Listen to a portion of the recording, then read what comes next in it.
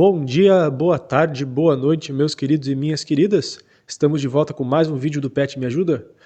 Hoje para falar mais um pouquinho sobre o Teorema do Confronto. Diferentemente do último vídeo, em que demos um exemplo da sua utilização, hoje vamos dar um argumento do porquê ele é verdade. Mas antes de poder discutir esse argumento, primeiro de tudo a gente vai ter que falar um pouquinho sobre a definição de limite. Essa é uma forma de ver limite que comumente não se vê em cálculo, mas aqui ela vai ser útil para nós.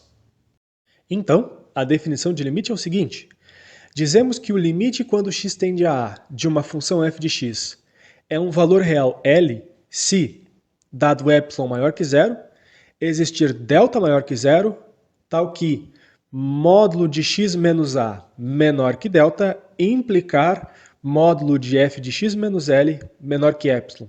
O que isso quer dizer? Isso quer dizer que, para um valor epsilon, tem que existir um valor delta, de modo que, sempre que a distância entre a minha variável x e o meu valor a for menor que delta, a distância entre a minha função e o limite vai ser menor que epsilon. Ou seja, sempre que eu chego perto de a no eixo x, a minha função chegará perto de L no eixo y. O quão perto é dado por esses valores epsilon e delta. O que é interessante é que para, digamos, calcular um limite, nós temos que, dado o epsilon, encontrar o delta em função desse epsilon. Então agora vamos para o teorema do confronto. Ele nos dá 3 hipóteses para chegar a uma conclusão. A primeira hipótese é que existe uma função g de x, tal que o limite quando x tende a A da g de x é L.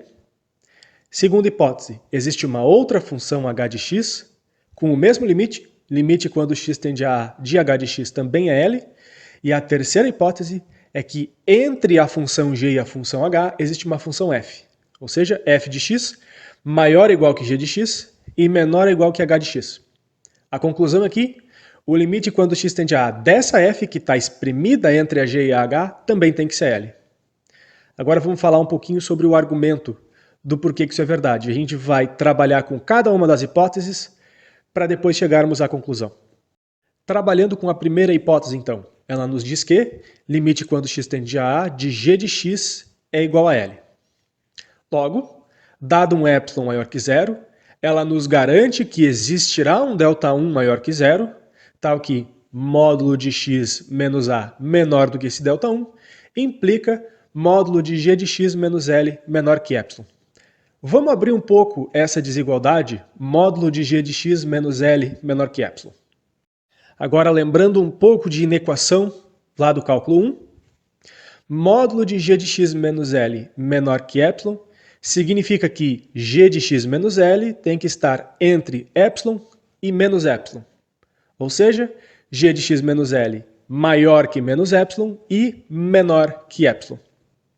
Somando L a todos os termos dessa nossa inequação, o que não altera os sinais de desigualdade, nós temos que L menos epsilon é menor que g de x, que por sua vez é menor que L mais epsilon. Agora faremos exatamente a mesma coisa com a nossa segunda hipótese. Ela nos diz que o limite quando x tende a A de h de x é L. Logo, dado o epsilon maior que zero, ela nos garante que existirá um delta2 maior que zero. Por que eu estou chamando de delta2 aqui? Porque esse delta da H não precisa ser o mesmo delta da G. Continuando, ela nos garante que existe um delta2 maior que zero, tal que módulo de x menos A menor que delta2 implica módulo de h de x menos L menor que epsilon. Abrindo essa desigualdade da mesma forma que fizemos anteriormente, vamos chegar a L menos epsilon menor que h de x menor que L mais epsilon. Ou seja, com isso nós reescrevemos as nossas hipóteses.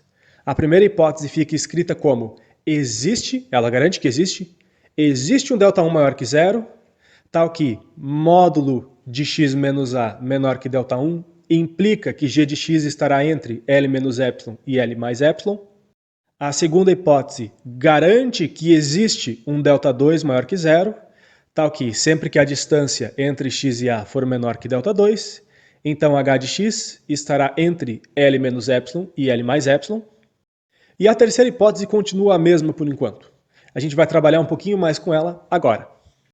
Antes disso, porém, a gente tem o problema dos deltas distintos, ou seja, para g de x eu tenho um delta 1, para h de x eu tenho um delta 2. E nada me garante que eles tenham que ser iguais. Como é que a gente vai resolver isso? Eu vou chamar de delta o mínimo entre esses dois valores.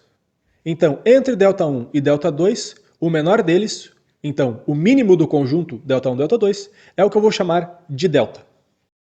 Então, mantendo em mente que delta é o mínimo entre delta 1 e delta 2, se módulo de x menos a for menor que delta, então módulo de x menos a também será menor que delta 1, logo, L menos delta será menor que g de x, primeira hipótese.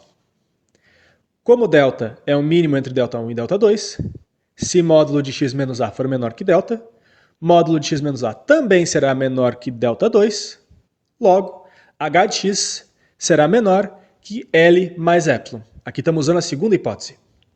Juntando tudo isso, agora sim, com a terceira hipótese, temos que L menos delta é menor que g de x, que por sua vez é menor ou igual que f de x, que por sua vez é menor ou igual que h de x, que é menor que L mais epsilon. Desse modo, dado um epsilon maior que zero, e escolhendo delta como mínimo entre aquele delta 1 e o delta 2, da hipótese 1 e 2, temos que f de x estará entre L menos epsilon e L mais epsilon. Subtraindo L em todas as partes dessa nossa inequação, teremos que menos epsilon é menor que f de x menos L, que é menor que epsilon. Mas dizer que f de x menos L é menor que epsilon e maior que menos epsilon é a mesma coisa que dizer que o módulo de f de x menos L é menor que epsilon. Assim, dado um epsilon maior que zero, utilizamos as hipóteses do teorema para encontrar um delta maior que zero, de modo que módulo de x menos a menor que delta implicou em módulo de f de x menos L menor que epsilon. Essa é a definição do limite. Portanto, o limite quando x tende a de f de x também será igual a L. É isso aí, meus queridos e minhas queridas. Espero que tenha ficado claro essa discussão sobre definição de limite. De qualquer forma, vídeos futuros sobre esse tema serão feitos.